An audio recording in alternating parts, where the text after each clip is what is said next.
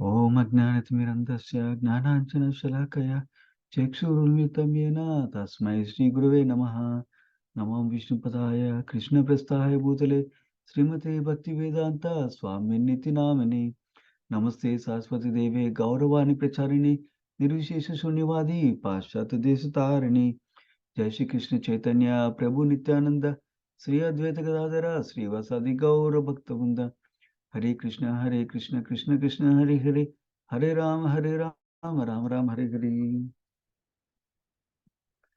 We'll start sharing for a wonderful section about Vritrasura today. We can discuss. We'll just do a short recap and go from there. Let me share my screen.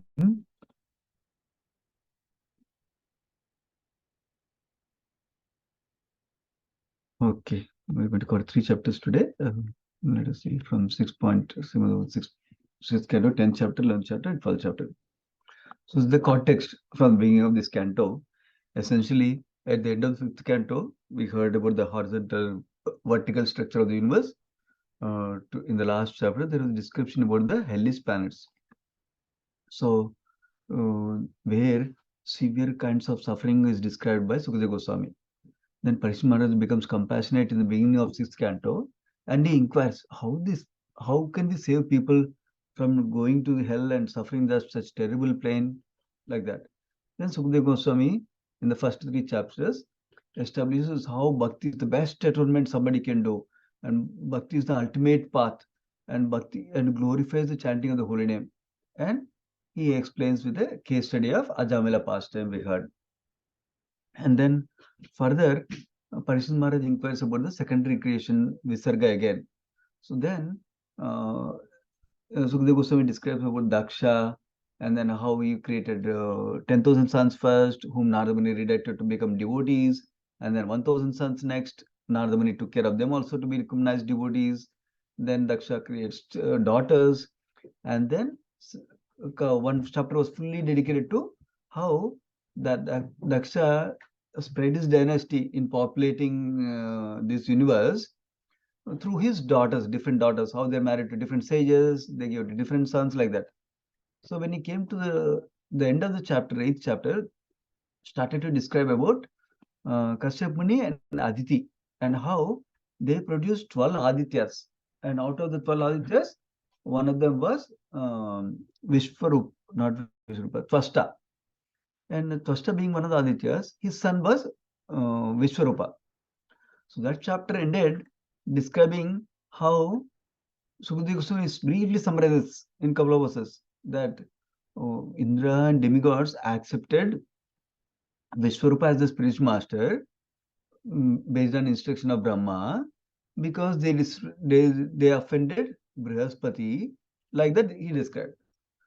Now in the 9th chapter we heard Parishit Maharaj going deep dive into that, asking what happened, why did Brihaspati get offended, what did Indra do, can you describe more details like that. Then he describes how Brihaspati came to the assembly of Indra one time, and then Indra did not notice, Indra did not show any kind of respect to him. That time Brihaspati left the place silently. However, because of that, Indra's power was diminished. Whereas demons, on the other hand, they worshipped their Guru Sukracharya, and because of that, they became very powerful, because that is the greatness of worshipping of Guru. So then demons came to attack Indra and demigods, and they took away Indra's opulences. That time, Indra and the demigods went to Lord Brahma, and then Lord Brahma directed them to take shelter of Vishwarupa. And he cautioned them. Vishwarupa father is Tvasta, who is from the demigod side. But Vishwarupa's mother is from the demon side, Daitya side. So you should be tolerant about his inclination towards the demons, like that also Brahma instructed. But Indra could not accept, could not heed to the advice at that time.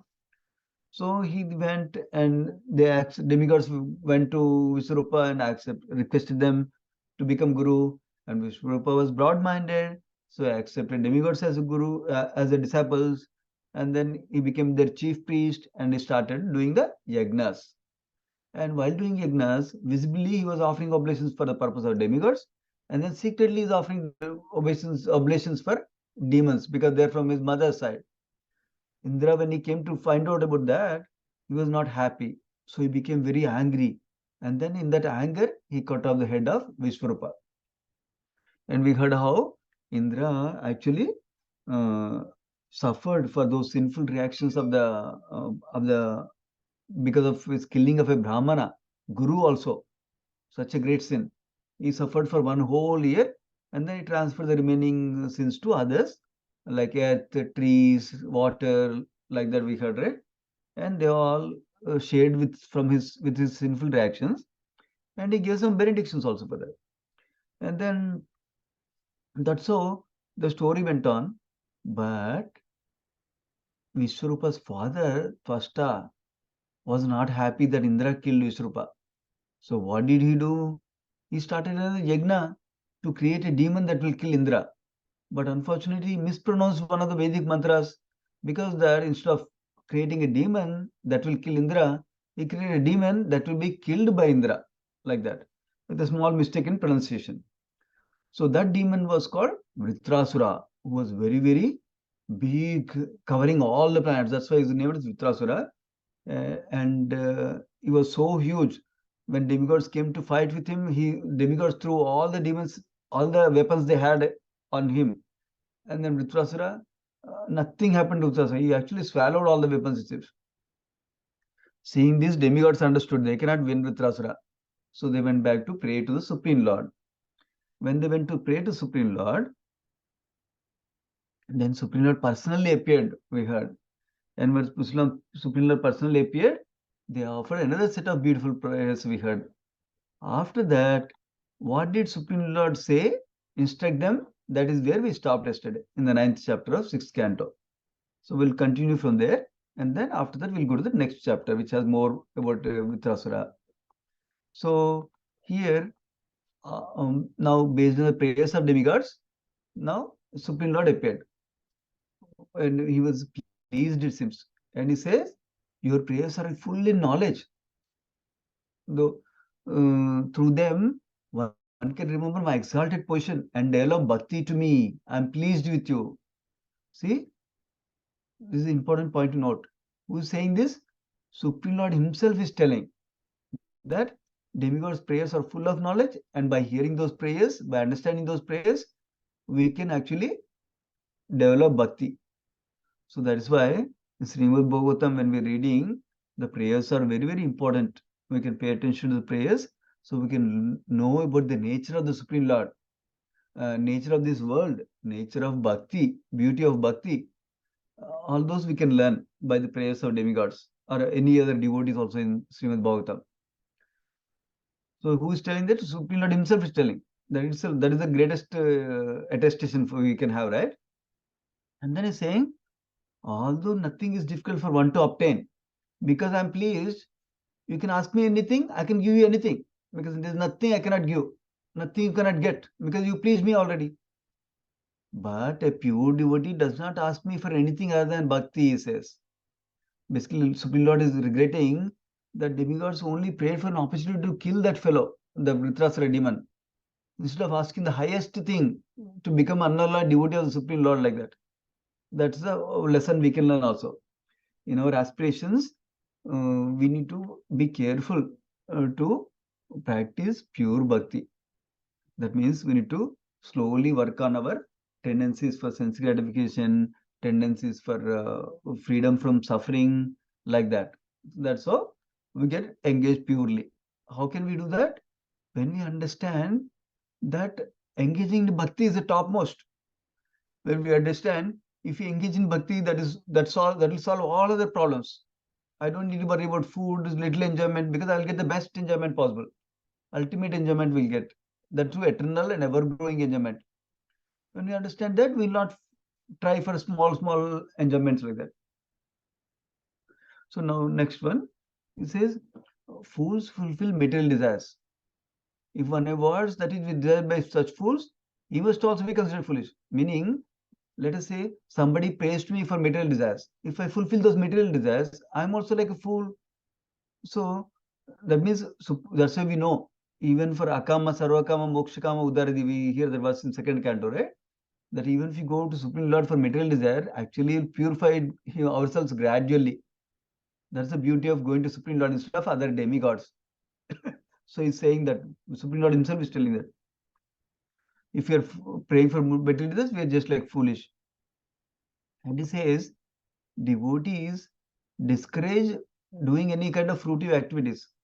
Just like an expert physician, even though patient says, I really love to eat for example, lots of sweets because I love them. But expert physician, when he understands that sweet is not good for him, then he'll say, no, no, you cannot have it like that, even though patient is asking for it.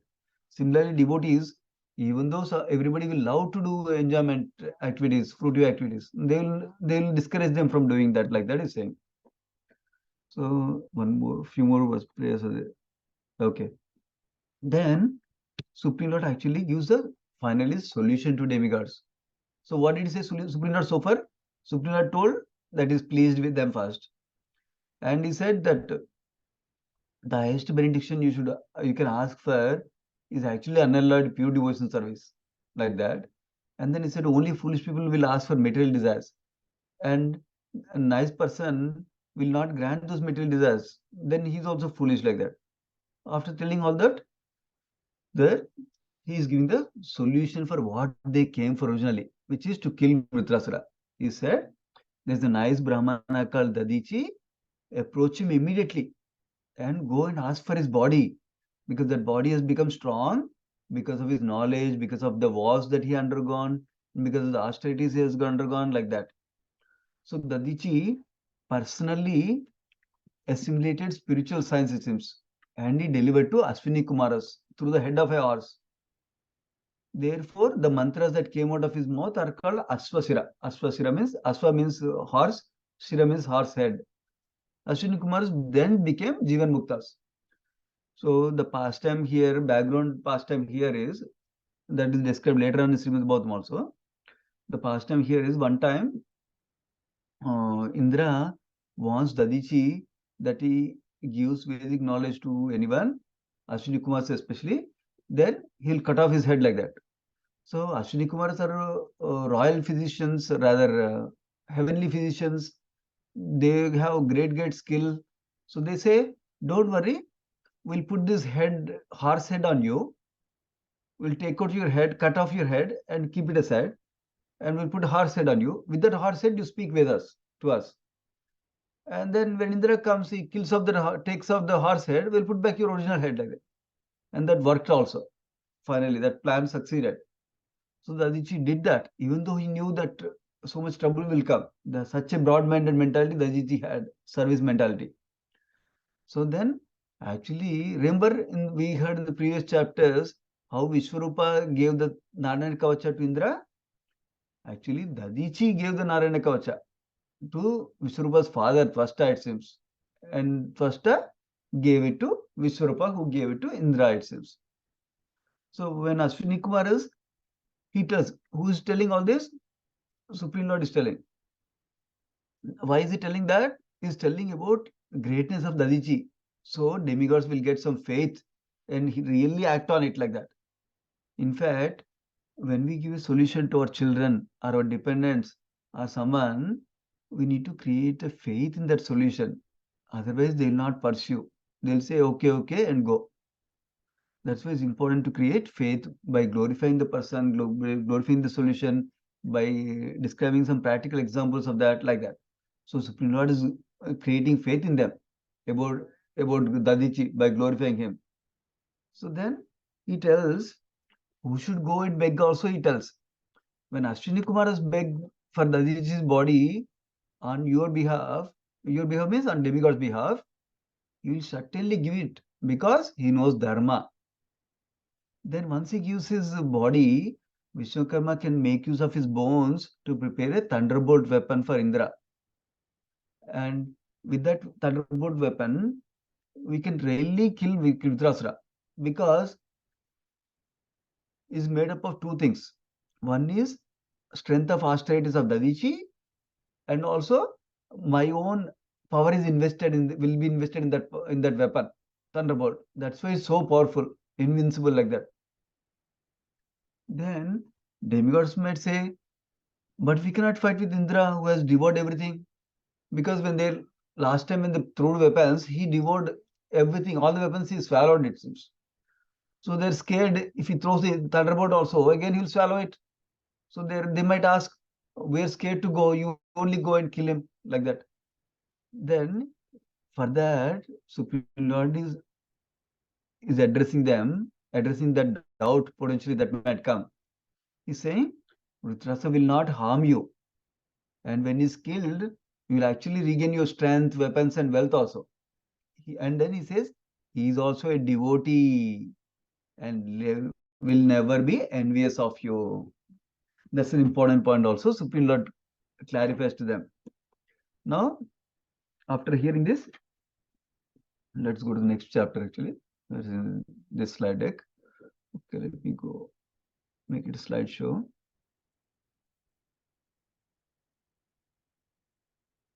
Yeah.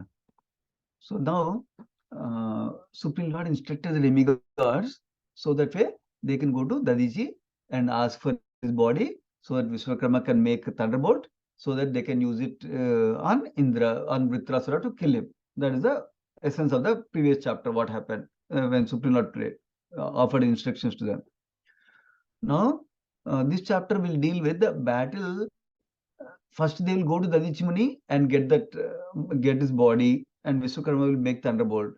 And then, how did the fight happen between the demigods and demons? That will start in this chapter and will continue in the next chapter also. So, we'll go through this chapter.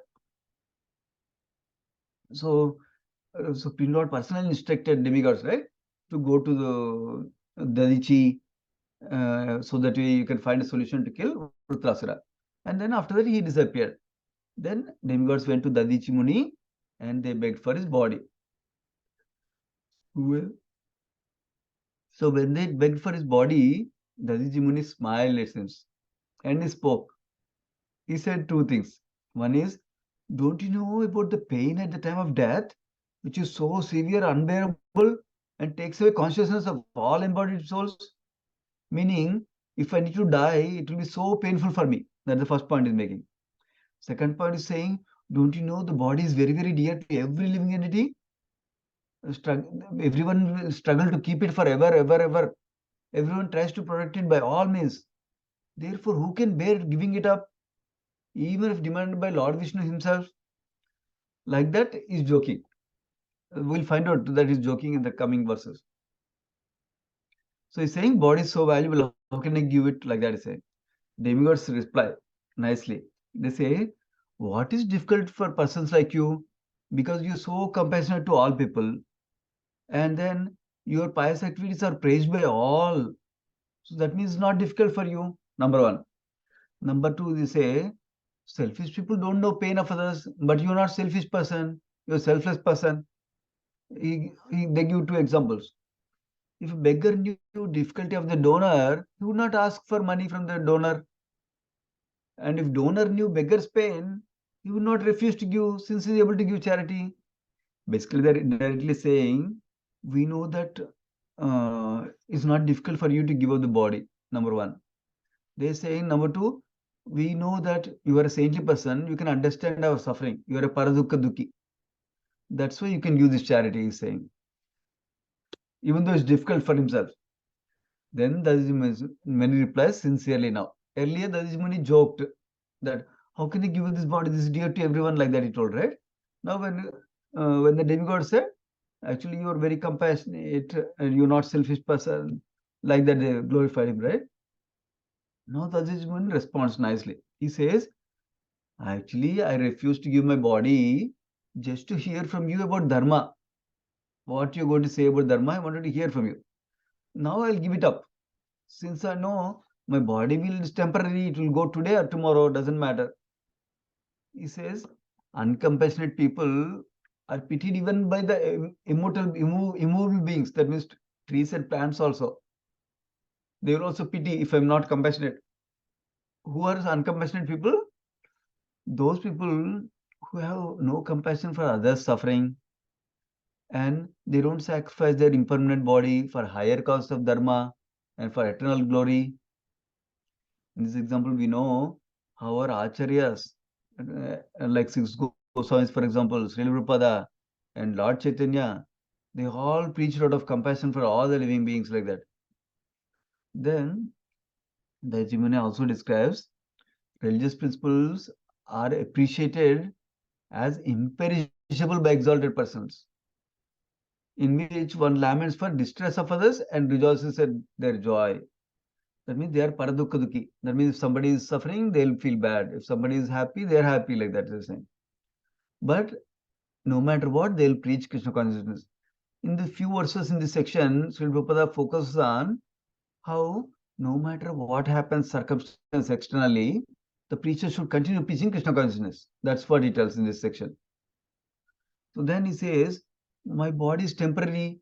After death, it will be eaten by jackals. It may perish at any time. So I should use my body, its riches, and all the relatives. They should all be engaged for the benefit of others only. Else, they'll be sources of misery. So we should remember this is a this is a nice instruction. But higher instruction than this is actually keeping Krishna at the center and trying to please him. With that consciousness, we can serve others. With that consciousness, we can benefit others. That is important, whether it's our family members, or our relatives, or friends, or outside anyone. But we should remember they're all related to Krishna, and if we take care of them, Krishna will be very pleased. That's the consciousness of a practicing devotee we cultivate. And then he says, Dadichi, finally, Dadichi gave up his body, placing himself at the lotus feet of the Supreme Lord Sims. And the lesson for us from his death is he did not feel any pain at that time, it seems. How come? Because his mind was fully absorbed in Krishna. That's why he did not experience any pain of death also. So similarly, when we devotees, practicing devotees, when we observe ourselves in Krishna Katha, then we'll not be troubled by ordinary material anxieties, material sufferings like that. We'll get spiritual strength to deal with them nicely. Not that we'll never get problems, we'll never get body disease, not like that. But we'll get the strength so that we will not fully bogged down by those problems that comes inevitably in material world. And then if Krishna desires, he may take away problems also, because he can take away prarabdha and aprarabdha karma. That's the beauty of bhakti. So, that's how Dadiji responds basically. And then finally, Dadiji gave up his body, we heard. Now, after Dadiji gave up the body, Vishwakarma makes a thunderbolt weapon for Indra. And then that thunderbolt weapon is charged with Dadichi's power and also endowed with Lord's potency. Remember, two times this came already. One more time will come later on. So it's important to remember the thunderbolt is not just somebody's body, bones, but it has potency from the Supreme Lord also. That is an important point to remember. Then Indra angrily attacked Vratrasura. Now that he has a weapon to kill him, he went and attacked Vratrasura. And this battle happened at the bank of Narmada river, it seems. And it happened at the end of Satyuga and the beginning of Treta Yuga. That's called a Sandhya. There is a gap between two yugas, end of the previous yuga and the beginning of the next yuga. There's some gap. That's called Sandhya. So, in that gaps, this war happened, it seems. And it was during the first cycle of Vaivasvata Manvantara, it seems, first yuga cycle. And it's described the demigod's army was so bright, Indra was shining so effulgently, and demigod's army was so intolerable to see even for demons, it seems. And then the demons, they rode fearlessly like lions, it seems. And they're all dressed in golden ornaments. They gave pain to demigods with weapons like clubs and different weapons, it seems. Bludgeons is another weapon is described here. So like that, demons attacked demigods with different weapons. And they scattered all the chiefs of demigod systems. That means there are some leaders, right? For army will have many leaders. Some leaders take care of these soldiers like that. So all those chiefs are running away like that. They're all scattered, not run away, but they're scattered. It's everywhere. But even though demons are fighting so fiercely, demigods defeated the demons, it seems. So demons became very afraid when they saw soldiers of Indra were quite well. Even though they tried to injure with so many weapons, they're not getting injured by their weapons. That's why demons became afraid, it seems. And demons, uh, why? Why the demons attack on demigods was not successful? It became futile because demigods were protected by Lord Krishna, Supreme Lord Himself. So similarly, saintly persons are peaceful. They are not affected. Even if somebody calls them bad names, somebody criticizes them, somebody puts them down, somebody tells they don't know anything, they don't have anything, they don't have bhakti, doesn't matter. Saintly persons are not affected by such words. They don't try to prove. You know what? Let me prove it. How I know everything, how I can do this service nicely like that. So that is why that's a nice quality that we can also develop. When when somebody low tries to pull us down with harsh words or actions that are not friendly, favorable for Krishna conscious practices, then we should understand their consciousness is low. So, if I want to practice increase in developing my higher consciousness, I should not be affected by that like that. That's how we can cultivate.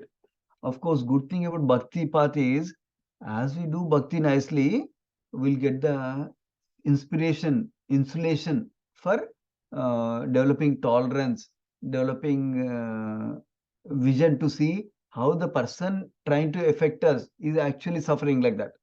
Then we can deal with it nicely. So finally, because demons got scared, so they decided to run away, flee, leaving their leader Vritrasura, it seems. So that's what is going on. Now, Vritrasura sees that these demons, his army is going away, running away. So Vritrasura tries to stop them. So what does he say?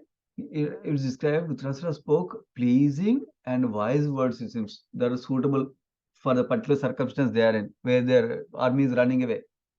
He said, actually, death is unavoidable. You'll die either today or tomorrow. Whether you're in battle or not, you'll die anyway. So, and no one can escape the death. So, in that situation, why don't you accept a glorious death that will promote you higher planetary systems? The Karmakanda instruction, of course. So, then he describes the two types of glorious deaths. One is when somebody is engaging in yoga and leaves body with mind fully absorbed in Krishna, number one. Number two, when somebody dies on battlefield, properly fighting and never showing his back, never running away.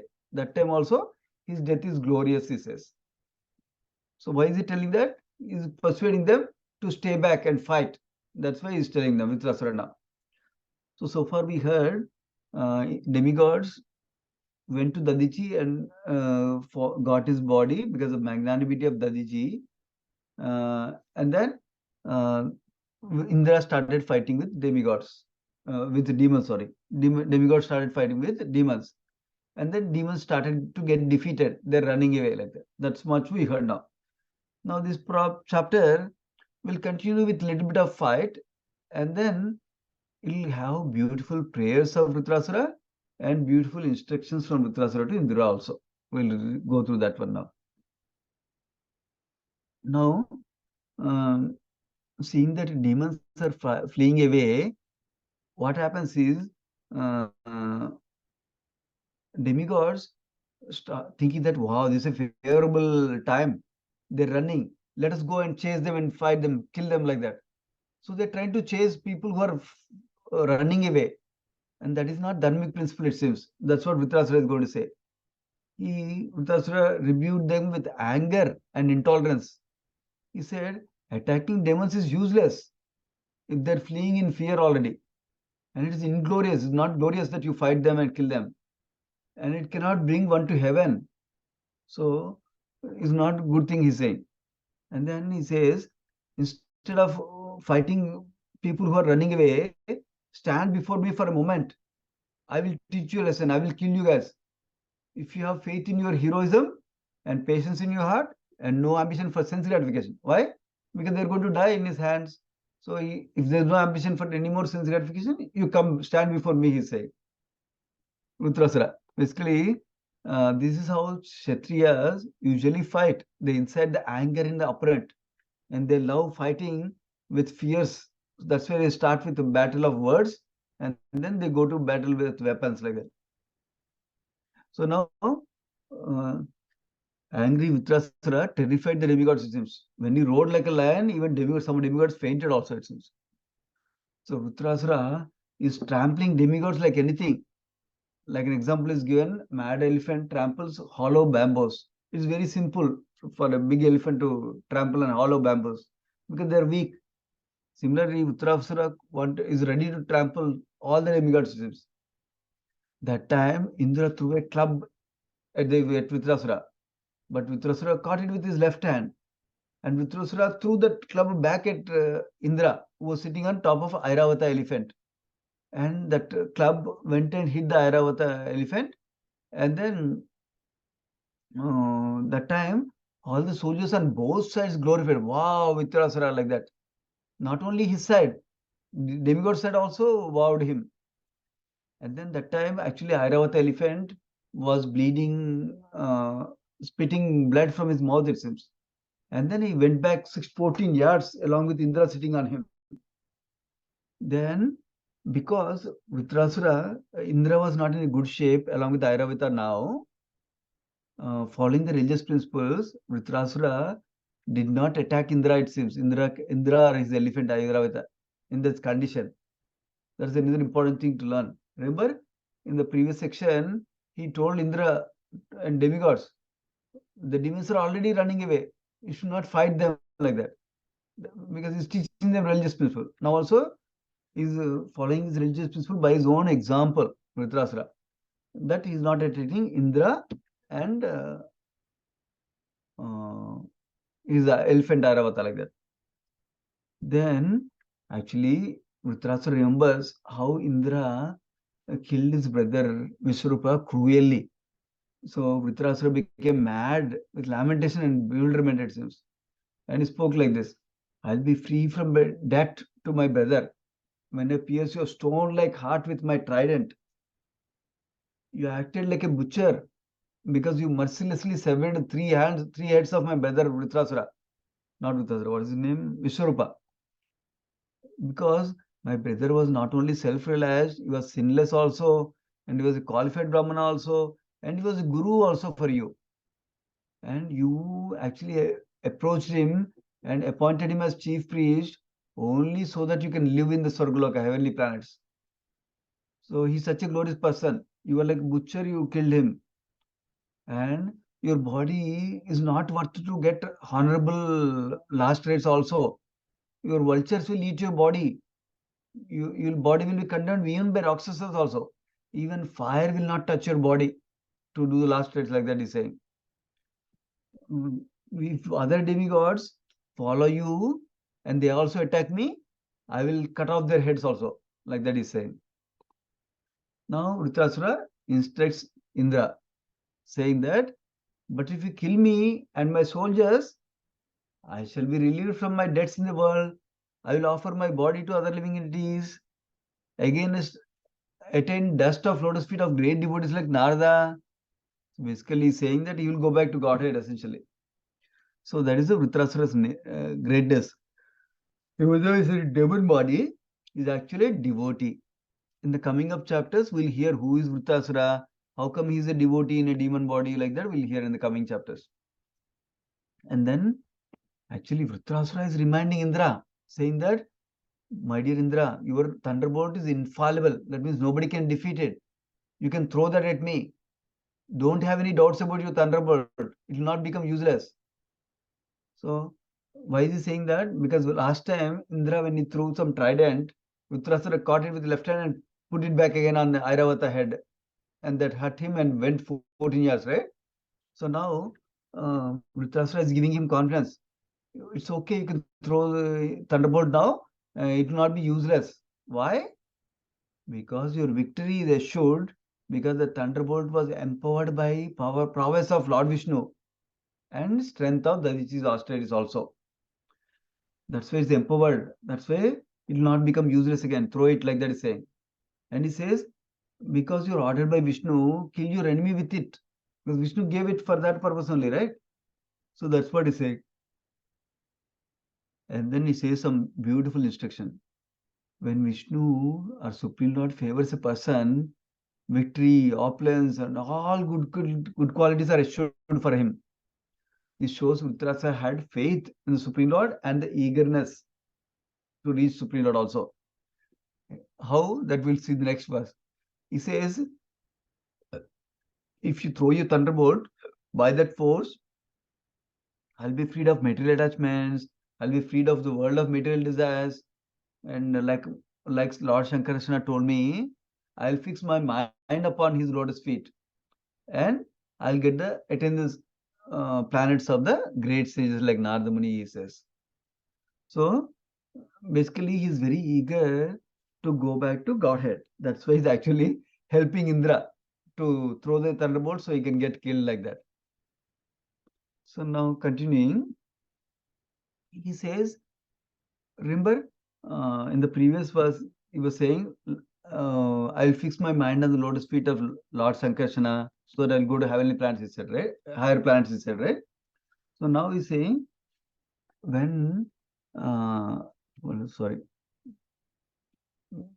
basically, when Lord Sankarsana is pleased, then what will happen? He will not give material opulences, like material opulences of heaven or earthly things, because such kind of opulences will give negative effects like hatred, agitation, anxiety, pride, quarrel, calamity, and hard labor like that. Because material opulences give uh, ultimately a bad result, like that he's saying. And then he says, Lord, actually, mercifully, even if somebody asks material desires, Lord doesn't allow people, devotees to go on the path of endeavoring for dharma, artha, and kama. So that shows how merciful his Lord is, how kind Lord is, and that such kind of mercy is only obtained by unallowed devotees, not people who want material gains. This is another important lesson for us. If you want the real mercy of the Supreme Lord, then we should not aspire for any kind of material gains. Material gains means it can be any kind of resources, money, or some kind of material enjoyment, uh,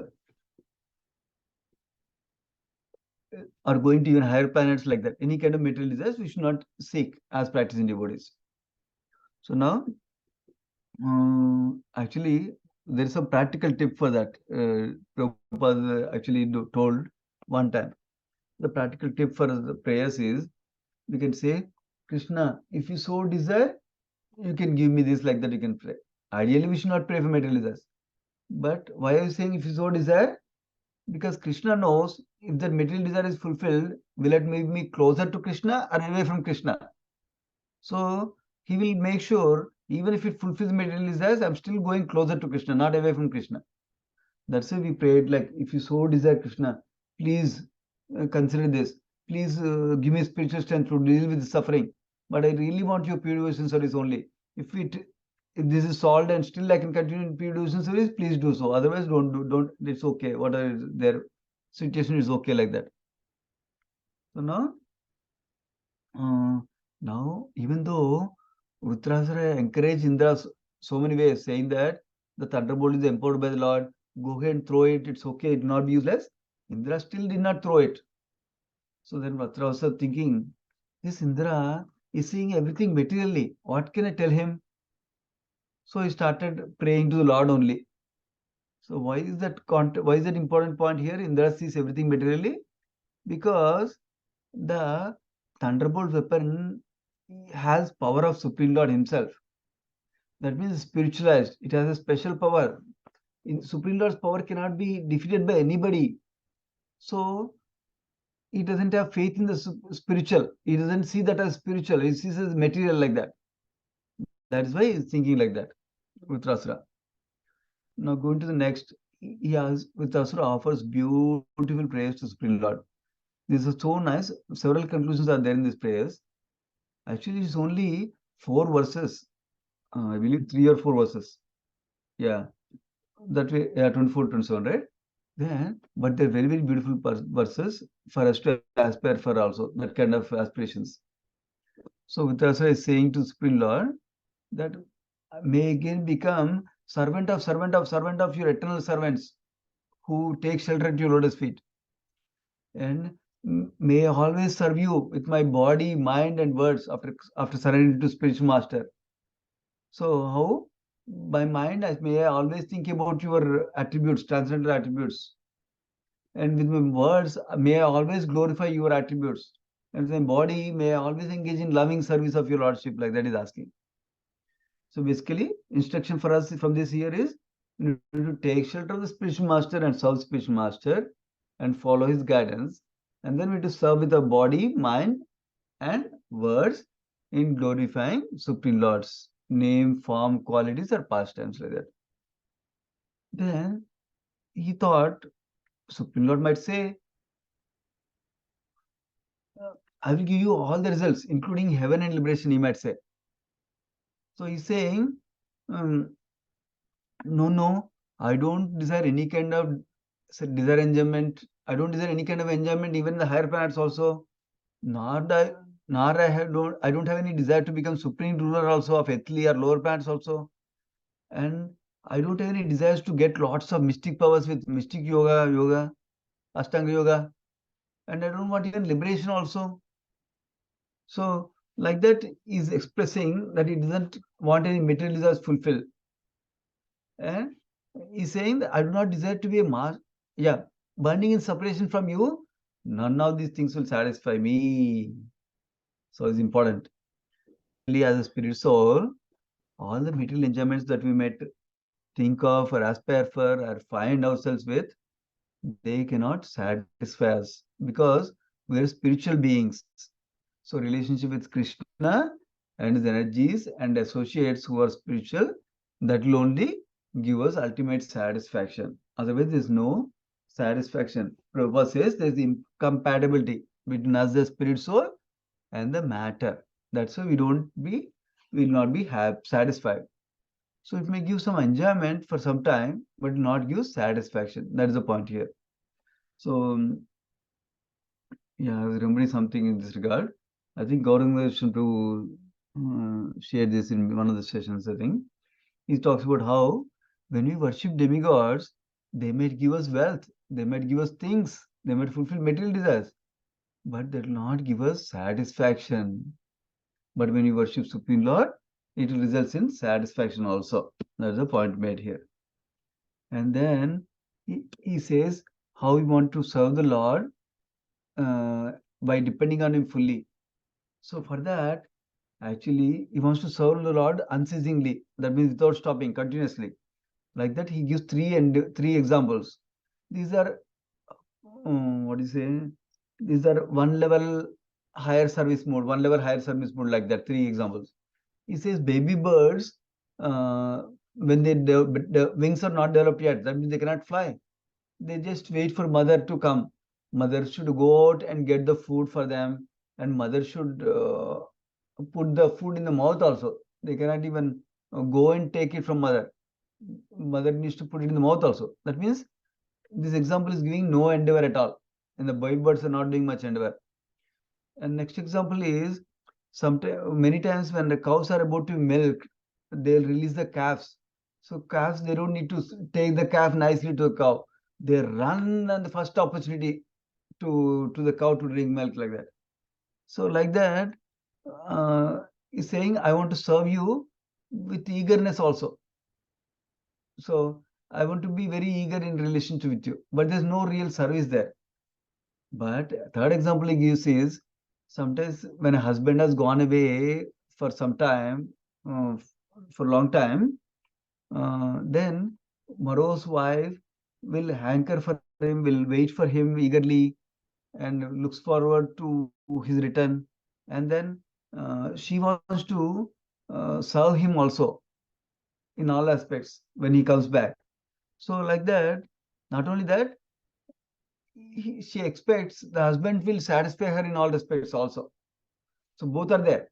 She wants to do some service to husband, and she expects that husband will satisfy her also. So Uttarasura is trying to say that I want to serve the Lord also, but I want to feel the satisfaction of uh, by the Lord also. That means Lord needs to satisfy also. Like that he's thinking. Then he suddenly thinks, becomes humble. He thinks, how can he ask for such a great privilege? So maybe I should ask something small. He thinks that let me ask for favors in this material world only instead. So what does he ask? He asks for association of devotees in this world. And then he says, mm,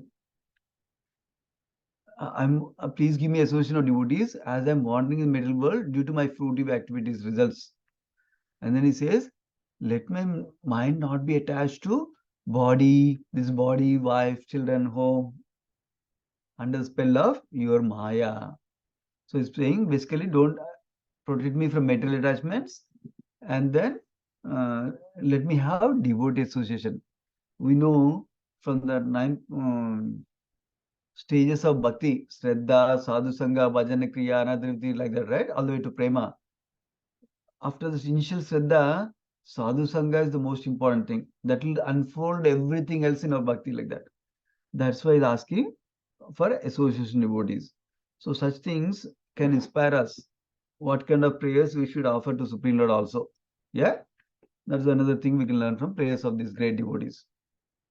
Now, in the 11th chapter so far, what we have seen is, let me go back to summary slide, you can see. Uttarasura chastised demigods for going behind the running demons. Even though they're running by back, they're going. So he said that's not dharmic like that.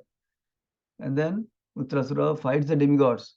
And Uttarasura chastises Indra that you should use, and also instructs Indra that you should use your weapon, have faith in it, because it is empowered by Lord Vishnu himself like that.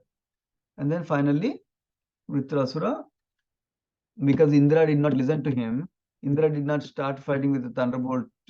So he started offering prayers to the Supreme Lord. That's what we saw here in this chapter. Let me go to the next chapter. Next chapter, Vritrasura. This chapter has sections wherein Vritrasura is fighting with Indra. Vritrasura encourages Indra, interestingly. Encourages in what? To kill himself. Then to kill him. And then Indra, seeing Vritrasura's attitude, he recognizes this is a great devotee and he appreciates and praises him. And then finally, Indra kills Vritrasura by end of this chapter. So it's a nice section now again because Vritrasura and Indra's conversation is nice. So in the first section, remember in the previous chapter, Vritrasura told Indra, fight, have faith in the thunderbolt and fight with me like that. He didn't listen. So he prayed for demigod, not demigod, prayed for Supreme Lord. Then now he's going back to encouraging Indra to fight again like that. So okay, he says, let me start fighting with Indra again. So if I fight, maybe Indra will become determined, become angry to kill me, and then he'll quickly kill me. So that is important. He is, Vitrasara being a devotee, is eager to leave this material body and go back to spiritual world. That is why he wants to fight with Indra. That is the reason for fighting with Indra now. He says Vitra attacks him with a trident and throws it at Indra. Indra cuts off the trident into pieces fearlessly, and then he cuts off Vitrasura's one of the arm also. And Vitrasura, even though one arm went away, he starts fighting with the second arm, and with an iron mace, he strikes Indra with an iron mace on a jaw. Mace is also like club only, and he strikes Airavata, elephant. So he struck Indra also and elephant also.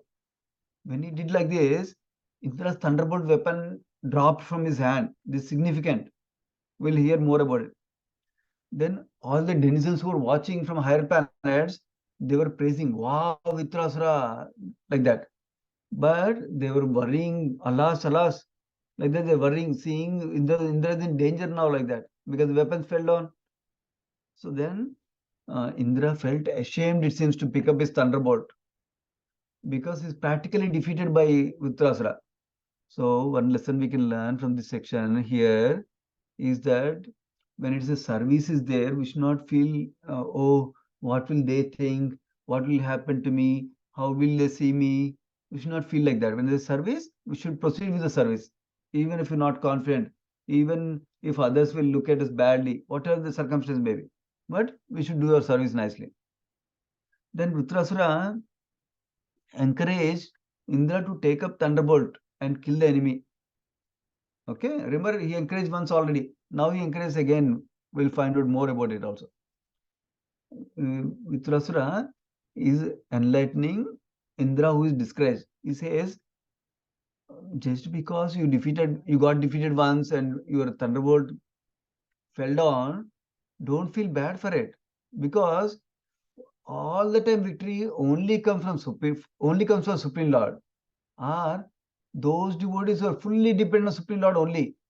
But for rest of us who are not fully surrendered devotees are not the Supreme Lord, we will get sometimes victory, sometimes defeat. That is normal. Expect it. Like that is saying. So one of the lesson for us is we should do our service, endeavor nicely for our service, and depend on Krishna for our results. So even if failures come, we have to deal with failures maturely and continue doing our service like that. And then he tells about the time, how time controls all living entities in all the planets, and the time is the cause of victory or defeat, and then time controls everything, body, mind, living force inside, like that. Then without knowing that, fools think I am the cause of everything, like that they think. And then he says, remember in the last couple of verses he said, time is the controller, time is controlling everything, like that, right? Now he says, who is controlling time? Supreme Lord is controlling the time. He is the cause of all causes. All living beings are under the control of the Supreme Lord. And no one is independent, he's saying. To demonstrate that, he gives an examples, couple of examples. One is a old woman might have a wooden doll in her hand. That is dependent on the fully on the wooden for old lady. Whatever she wants to do, she can do. And then another example is there's an animal toy which is made with grass. So that puppeteer is using that to make puppet show. So that is fully in the control of puppeteer like that. Similarly, we all living beings are in control of Supreme Lord. Is giving transcendental knowledge to Indra actually, telling that we are instruments in the hands of Krishna. And then he says, without the Lord's mercy, even when the creation started, remember in second canto, third canto, we heard about Sarga, primary creation, where all the foundational elements, 24 elements are created. All that is happening only because of Supreme Lord mercy. Because Supreme Lord's energy only infusing them to continue creation like that. But ignorant fool thinks that I am creating everything like that. Actually, good or bad depends on the time only. That's why we should be equipoised in whether we give fame or we get defamation. That means somebody curses us, somebody blasphemes us. We should still be equipoised. And when we get defeated or victory also, we should be equipoised. Remember? Thus is encouraging Indra because he got defeated once. Indra is not encouraged now, feeling enthusiastic to pick up the weapon again and fight. That's why he's saying victory, defeat will come and go. We should stay equipoised. Happiness and distress will come. Life and death will come. And he describes what is the vision of liberated devotees. Liberated devotees see that we as spirit soul are separate from the material modes of nature, prakriti. They are not attributes of material nature's qualities are not attributes of the soul. Soul is just an observer, and soul is not bound by these material qualities like that. And then he says, look at my example. No, he's encouraging Indra to fight again, right? He says, look at my example. Actually, you defeated me. You cut off one of my arm also. See how I'm still trying to fight, trying my best to fight. You should also try your best to fight. Considering this battle a gambling match where our lives are at stake. So none of us can understand who will become victorious.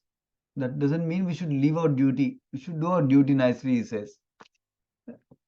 Like that, he describes, he encouraged Indra. Now Indra understood, wow, this is not an ordinary soul. This is a great devotee. So he praised Vritrasura after hearing his straightforward and instructive words. And he took up the thunderbolt again, which fell down earlier. That means he got encouraged by Vritrasura's comments, Vritrasura's instructions. Then he says, you are actually a perfect devotee because you're not disturbed in this dangerous situation also. And you have surmounted Lord Vishnu's Maya also. You are above the Maya. Maya is not affecting you. And also it's a great wonder. Actually, you were born in a demoniac family, but who's normally in mode of passion, but your mind is firmly fixed on Krishna. It's described, he thinks, oh, actually, Prahlad Maharaj was born in demonic family, Bali Maharaj was born in demonic family. They all were nice devotees. So it's not a surprise. He can also become nice devotee. He's also a nice devotee. That's greatness. Like that he accepted, it seems. And then he says, devotees swim in an ocean of nectar, small, not small ditches like that. Why is this important? Because devotees are experiencing highest pleasure, inner pleasure in service to Krishna. Because of that, they treat the lower pleasures as nothing. They don't care about lower pleasures like that. Finally, Indra kills Vritrasura. This is how the chapter ends. How does he kill Vritrasura? Indra, having picked up the thunderbolt, starts fighting again. But this time he uses another iron club first. Actually, Vritrasura wielded the iron club, it seems. And Indra cut that club to pieces.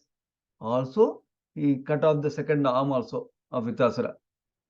And then Vritrasura is standing without any arms, like a mountain cut off, with wings cut off by Indra, like that. Remember, in the olden days, mountains used to fly, it seems. This common example comes in scripture many times. That time Indra releases his Vajrayuda to cut off the mountain's wings, it seems, so that they don't move everywhere. They're flying in the sky everywhere, it seems. And then Vritrasura actually swallows the Indra fully. But then demigods see that and they start to lament. But because Indra was protected by Narayana Kavacha, he doesn't die in the belly of Vritrasura. So Indra starts cutting from inside the belly of Vritrasura with thunderbolt weapon. And then he comes out. And then once he comes out, he cuts off Vritrasura's head. Interestingly, it took whole 1 year to cut off Vritrasura's head for Indra.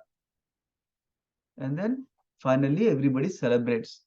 Actually, it is described by Acharyas while Indra is attempting to cut off Vritrasura's head. Actually, Vritrasura absorbed himself in the Supreme Lord and his lotus feet, and he went back to Supreme Lord, it seems. That's why it is described, because he was worshipping Lord Sankrishna, he went back to spiritual abode of Lord Sankrishna. We'll hear in the coming chapters, how did Vritrasura become such a pure devotee, even though he's a demon body, he's looking so ugly like that. How can he become such a nice devotee? Like that, we'll hear in the coming chapter. That's from Monday session.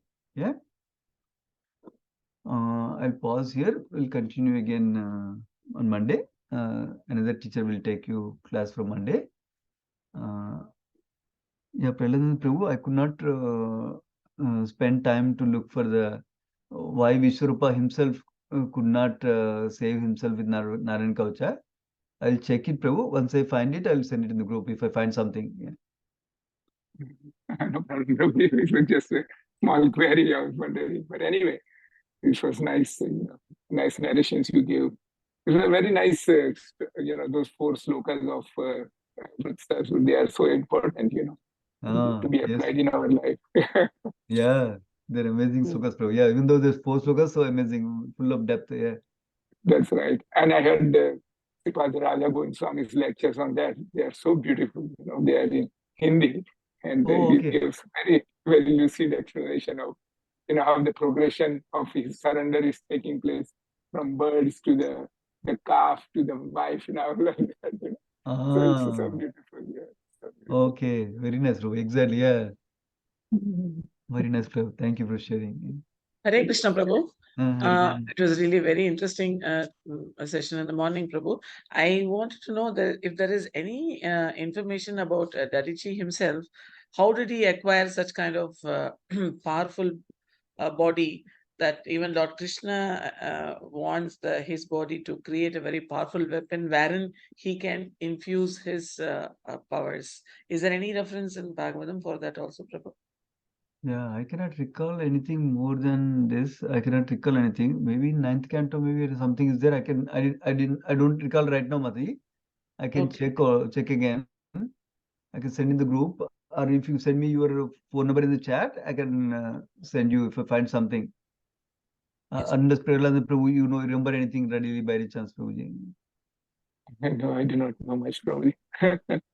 Yeah, I can check, Mati. I do not know readily anything. Yes, Prabhu, because it is really glorious. So the God Himself wants to infuse His power in His body, which means that He is a very special person, and for that also there should be some references. Yes, yeah. Must be the scriptures are vast. There must be something, but I don't know. Yeah, readily, Mati. Yeah. Sure. In the city of Ahmedabad in Gujarat, there is a place known as Dudheswar. And I was very young that time, but that is related to the Rishi Muni. That much I used to know about it. I didn't know much about Oh, really? What is the name of this place? City is called Ahmedabad in Gujarat. It's next to Gandhinagar. Oh, I see. Yeah, and then there is a place known as Dudheswar. And that Dudheswar place is actually from Upper Brahms, from Dadichi, like that. That's what I used to hear. I was in standard 6 that time, so young that time. That's what I remember about. Got it, true. Yeah, sure, bro. Yes, Prabhu, I've given my phone number in case you get some information. Sure, absolutely, Mati. I Thank you made a very much, note. Prabhu. I made a note. If I find something, I'll share with you, Mati. Yeah. Thank you, Prabhu. Yeah, thank you so much. Let us all grow businesses. Srimad Bhagavatam ki jai, Sri Prabhupada ki jai. Vanchakalpatarubhyascha kupasandubhyevacha Paitana pavanebhyo Vaishnavebhyo namo namah.